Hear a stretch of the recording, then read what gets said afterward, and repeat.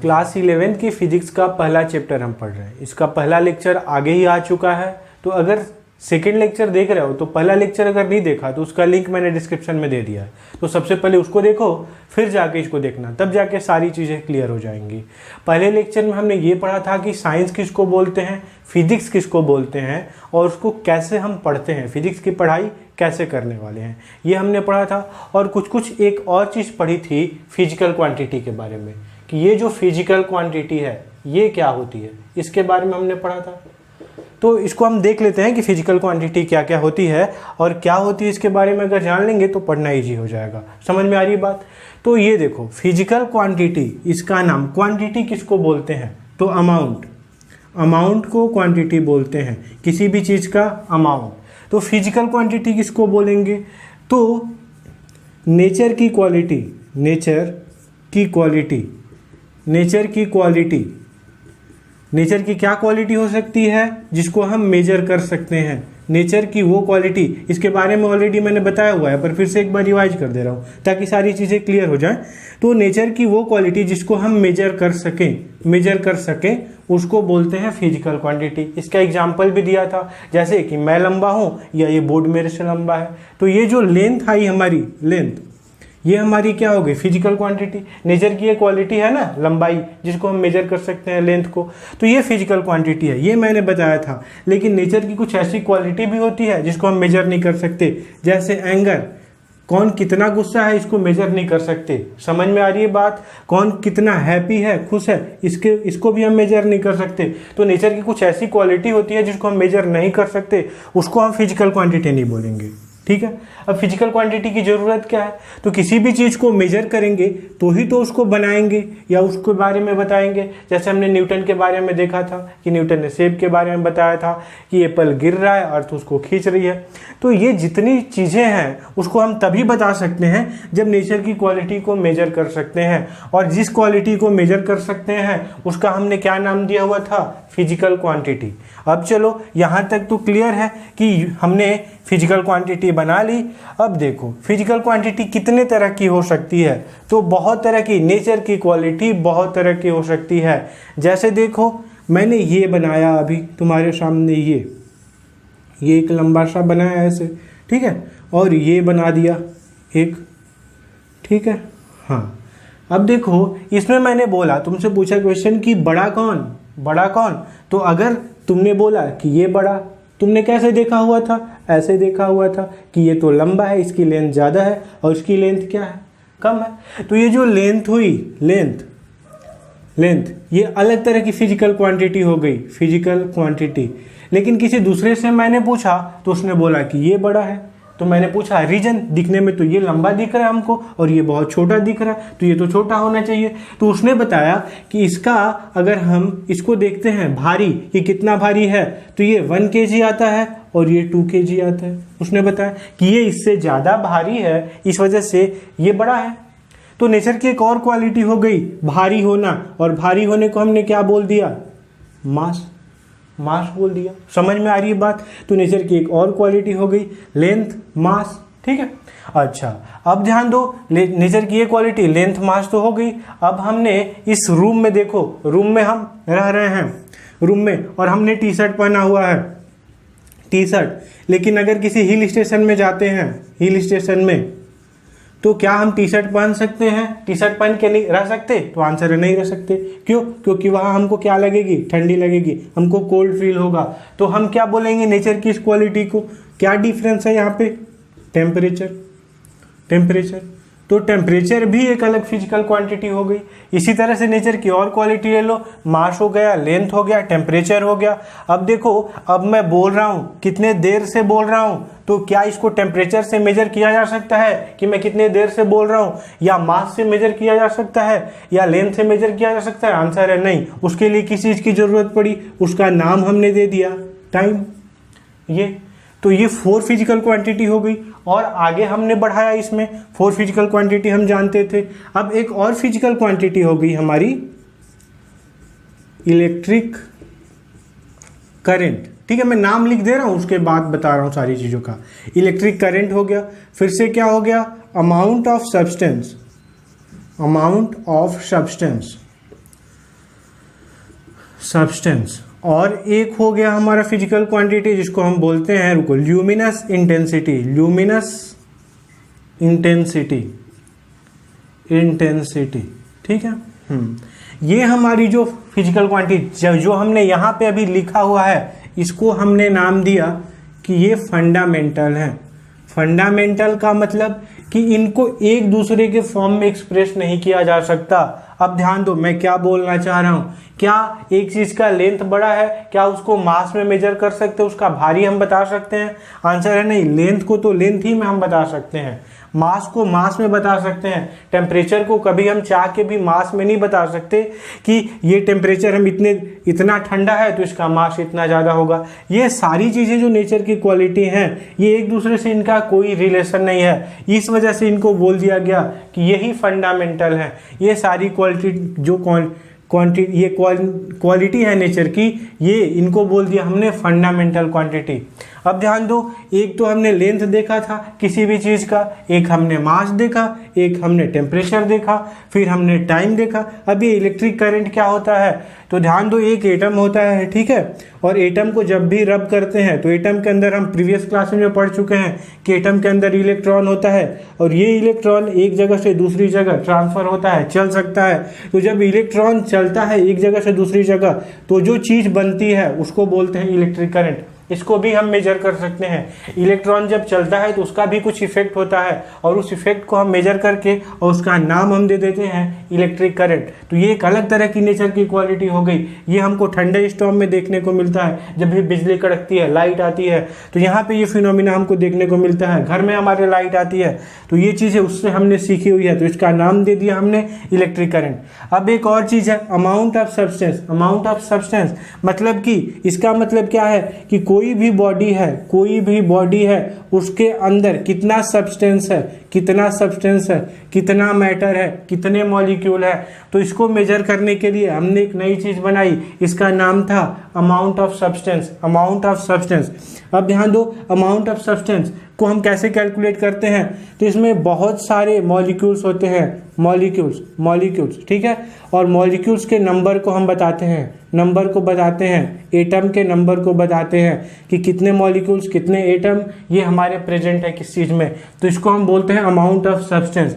अब रही बात लास्ट वाले की कि ल्यूमिनस इंटेंसिटी। ल्यूमिनस इंटेंसिटी मतलब क्या, कि जो लाइट आती है हमारे पास, लाइट आती है, एक बल्ब मैंने दूर जलाया और एक बल्ब पास जलाया, दोनों सेम ही बल्ब थे, तो कहाँ लाइट ज़्यादा आएगी, तो हमने देखा कि ये वाली लाइट ज़्यादा कर रही है, तो हमने उसका क्या नाम दिया, ल्यूमिनस इंटेंसिटी। यहाँ पे जो लाइट है इसकी ज़्यादा है। तो ये जो 7 तरह की हमने 7 तरह की ये चीज़ें बनाई, नेचर की क्वालिटी को हमने देखा कि सन से लाइट जो आती है वो अलग तरह की आती है, और मून से जो लाइट आती है, स्टार से जो लाइट आती है वो अलग तरह की आती है। तो डिफरेंस क्या है, सन की लाइट की इंटेंसिटी ज़्यादा है और स्टार की लाइट की इंटेंसिटी कम है। तो ये 7 तरह की फिजिकल क्वांटिटी हमने इनको ये देखा कि इनको एक दूसरे में कन्वर्ट नहीं किया जाता। ये नेचर की जो क्वालिटी है सारी अलग अलग है, और इसका नाम हमने दे दिया फंडामेंटल क्वांटिटी। समझ में आ रही है बात। अब ध्यान दो कि एक हमने रूम लिया और रूम का ये हमारा फ्लोर है, रूम का ये फ्लोर है, ठीक है, इसमें ये लेंथ है, ये लेंथ है और ये लेंथ है, ठीक है। ये लेंथ बना देने पे, दोनों लेंथ को एक साथ मिला देने पे, ध्यान दो, ये हमारी एक लेंथ है और ये एक हमारी लेंथ है। इस लेंथ को हम विड्थ बोलते हैं, और लेंथ और विड्थ एक साथ हम मल्टीप्लाई कर देते हैं तो क्या आ जाता है, एरिया। अब इसमें 2 बार हमारा लेंथ लगा, एक बार ये लेंथ और एक बार ये लेंथ, और 2 लेंथ को मिलाने पे एक और हमारी जो है क्वांटिटी बाहर आई। ये क्वांटिटी किस पे डिपेंड है, इस लेंथ पे, 2 बार लेंथ पे डिपेंड है। इसलिए ये जो डिपेंडेंट क्वांटिटी है इसको हम फंडामेंटल नहीं बोलेंगे। जैसे हम कहीं जाते हैं, देखते हैं कि इतने सेकेंड में, इतने टाइम में हमने इतने टाइम में इतनी लेंथ को कवर कर लिया, इतने डिस्टेंस को कवर कर लिया, तो एक सेकेंड में हम कितना किए होंगे, तो क्या करते हैं, लेंथ अपॉन टाइम, जैसे डिस्टेंस अपॉन टाइम सुना है स्पीड के बारे में, तो डिस्टेंस अपॉन टाइम हमने इंक्लूड कर दिया, डिस्टेंस को मतलब लेंथ को और टाइम को, नेचर की दो क्वालिटी लेंथ और टाइम दोनों को हमने यूज करके एक नई चीज़ बनाई जिसका नाम हमने क्या दिया, स्पीड। तो स्पीड में भी दो क्वांटिटी, दो जो क्वालिटी है नेचर की, लेंथ भी यूज किया और टाइम भी यूज किया, इसलिए ये भी कैसी क्वांटिटी हो गई, डिराइव्ड क्वांटिटी। तो नेचर की ये जो क्वालिटी है, मतलब जो फिजिकल क्वांटिटी है, इनको एक दूसरे फॉर्म में रिप्रेजेंट नहीं किया जा सकता और इनको मिला के, इनको यूज करके बहुत सारी क्वांटिटी हम बनाते हैं और इन सारी क्वांटिटी को ही हम बोलते हैं derived quantity.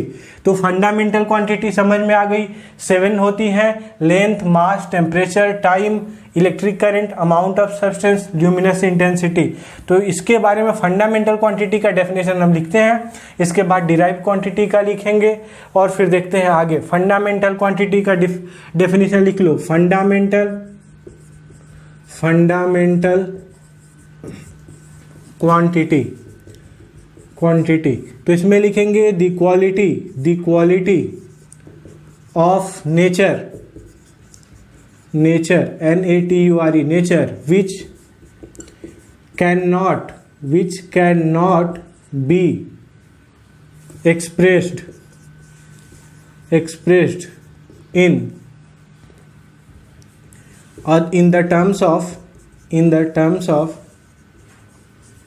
of another quality is called fundamental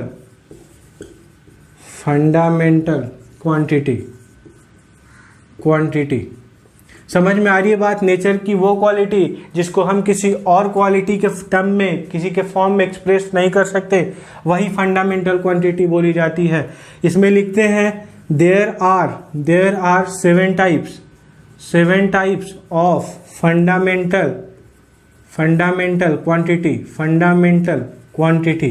ये क्या क्या होती हैं अभी मैंने बताया था। सबसे पहला कौन सी क्वालिटी नेचर की होती है, लेंथ होता है, फिर क्या होता है, मास, फिर क्या होता है, टाइम, फिर क्या होता है, टेम्परेचर, फिर क्या होता है, इलेक्ट्रिक करंट, फिर क्या होता है, luminous intensity,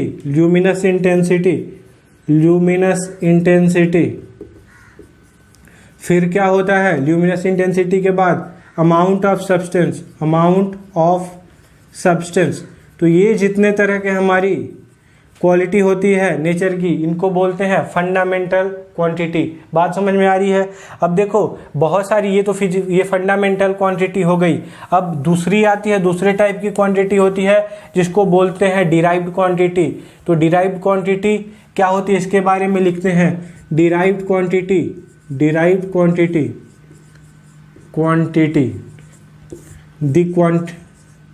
the physical quantity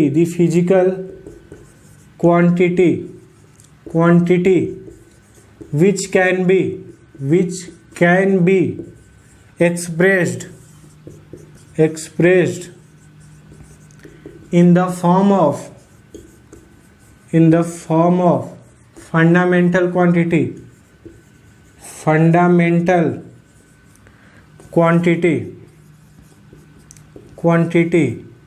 is called derived quantity।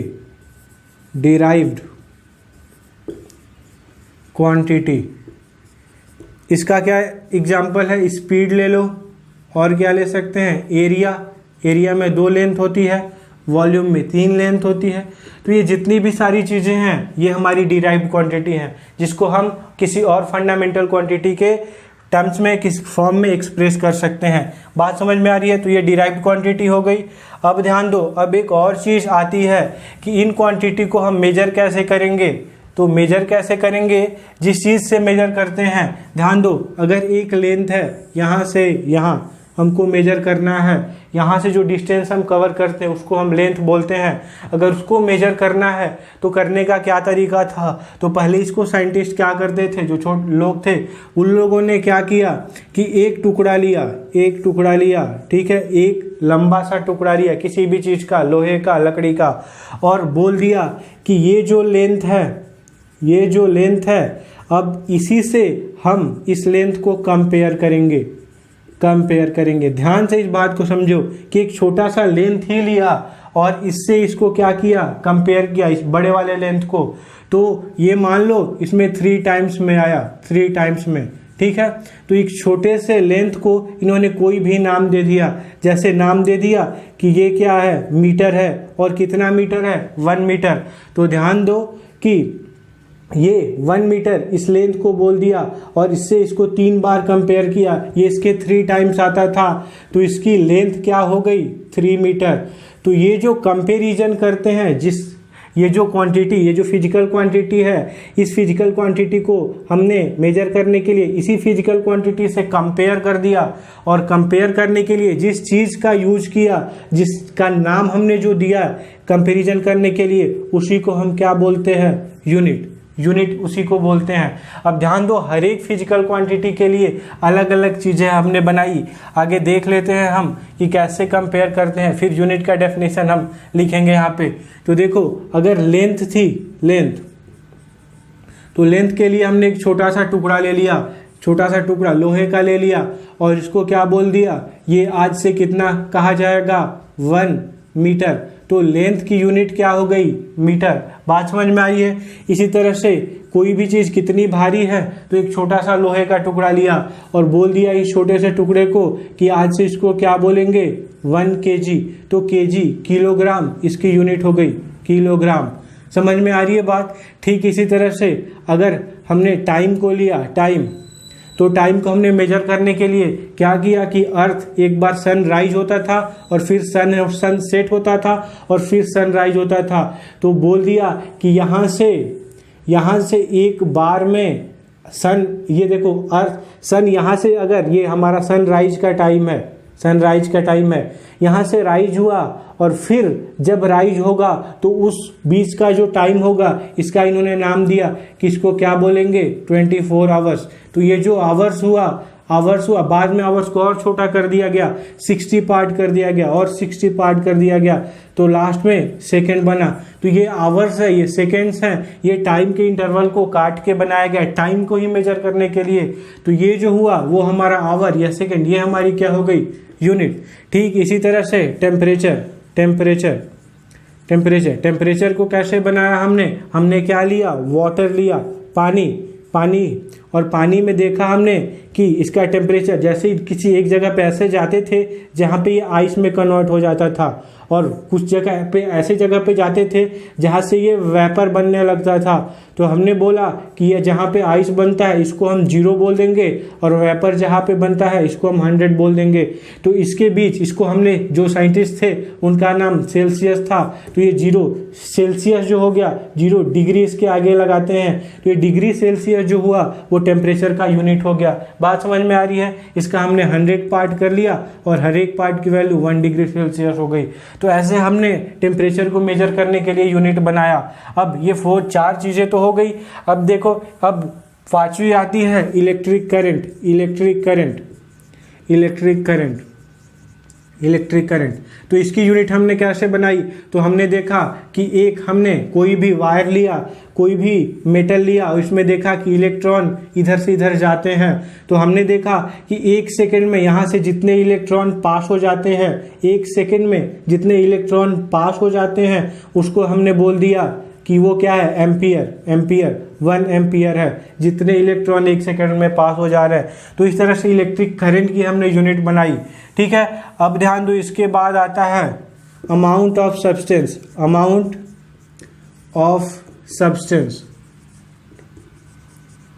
तो अमाउंट ऑफ सब्सटेंस हमने देखा कि एक मटेरियल लिया, इसमें देखा कि बहुत सारे मॉलिक्यूल एटम्स हैं। ठीक है, तो हमने इसमें से क्या किया कि कितने एटम्स को लिया, 6.02 इंटू 10⁻22 ऐसा कुछ लिया। इतने अगर एटम को एक साथ रखेंगे, एटम तो बहुत ज़्यादा होते थे, तो अब इससे हम इसको बोल देते थे इतने नंबर को कि ये क्या हो गया 1 मोल, इतने एटम होंगे तो 1 मोल, और बार बार अब इससे कंपेयर कर देते थे तो ये कंपेयर करना ईजी होता था।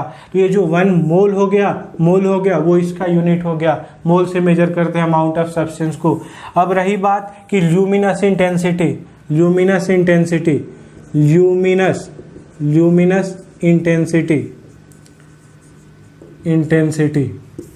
इसको कैसे मेजर करते हैं? तो हमने एक तरफ लाइट दी और हमने क्या किया, इधर अपना बल्ब जलाया, इलेक्ट्रिक ये जो बल्ब है इसको जलाया, और इधर एक पिन रख दी।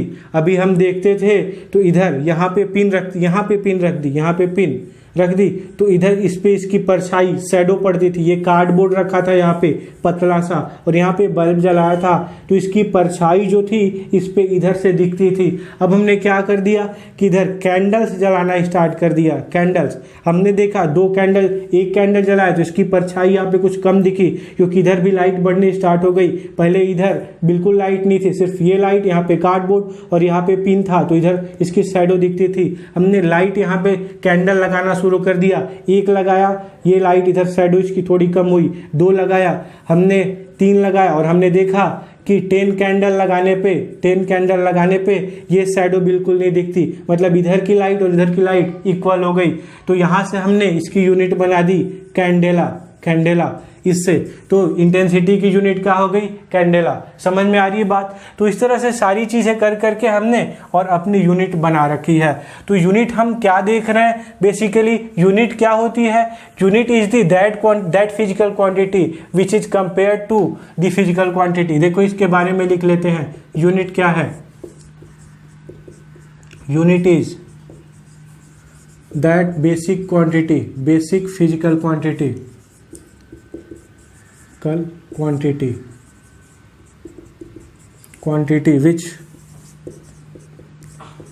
which is used to compare with the same physical quantity। बात समझ में आ रही है? जैसे एक बड़ी लेंथ है, इसका छोटा टुकड़ा हमने ले रखा है, तो ये भी लेंथ ही है और ये भी लेंथ ही है, लेकिन इसी लेंथ को हम यूज करके उसको क्या करते हैं, कंपेयर करते हैं इसी से। तो ये जो लेंथ है ये बेसिकली वही तो फिजिकल क्वांटिटी है, लेंथ ही तो ये भी है, तो इस लेंथ को ही हमने क्या बना दिया हुआ है, यूनिट। तो यूनिट वही फिजिकल क्वांटिटी होती है जिससे उस फिजिकल क्वांटिटी का कंपैरिजन करते हैं, मतलब उस फिजिकल क्वांटिटी का एक स्टैंडर्ड मेजरमेंट होता है, स्टैंडर्ड मेजरमेंट, और इस स्टैंडर्ड मेजरमेंट को ही किसी भी फिजिकल क्वांटिटी का यूनिट बोलते हैं। बात समझ में आ रही है? तो यहाँ तक हमने देख लिया derived quantity, physical quantity, unit के बारे में। तो देखो फिजिकल जो फंडामेंटल क्वांटिटी हमारी होती थी उसका यूनिट जो होगा उसका भी नाम फंडामेंटल यूनिट होगा, और जो डिराइव्ड क्वांटिटी होती थी उसका यूनिट का नाम भी, जैसे लेंथ हमारी कौन सी क्वांटिटी है, फंडामेंटल क्वांटिटी, तो इसका जो यूनिट होगा मीटर। ये क्या है, ये हमारा फंडामेंटल यूनिट है, फंडामेंटल यूनिट। लेकिन इसी तरह से देख लो एरिया हमने ले लिया, एरिया में क्या है, लेंथ एक बार और फिर एक बार लेंथ, तब जाके ये एरिया बनता है, 2 बार लेंथ लेने पे। तो यहाँ पे क्या हो जाएगा, मीटर, कितनी बार, 2 बार। तो ये जो मीटर का स्क्वायर है ये फंडामेंटल नहीं है, ये डिराइव्ड है, क्योंकि ये किससे आया है, मीटर से आया है, मीटर को 2 बार लेने से। इसी तरह से स्पीड क्या हो जाती है, मीटर पर सेकेंड। तो ये स्पीड जो है, स्पीड, ये ध्यान दो, इसकी यूनिट क्या हो गई, ये डिराइव्ड यूनिट हो गई। क्यों? क्योंकि इसमें एक मीटर फंडामेंटल यूनिट यूज हुई है और एक time fundamental unit second use हुआ है, तो ये डिराइव्ड यूनिट हो गया। तो जितने भी ये यूनिट होते हैं, डिराइव्ड यूनिट और फंडामेंटल यूनिट, फंडामेंटल क्वांटिटी के फंडामेंटल यूनिट होंगे और डिराइव्ड क्वांटिटी के डिराइव्ड यूनिट होंगे। अब रही बात कि system of units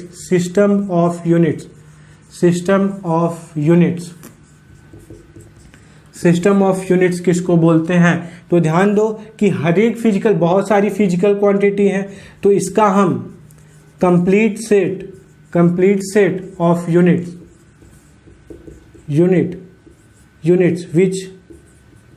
which are used to measure all physical quantity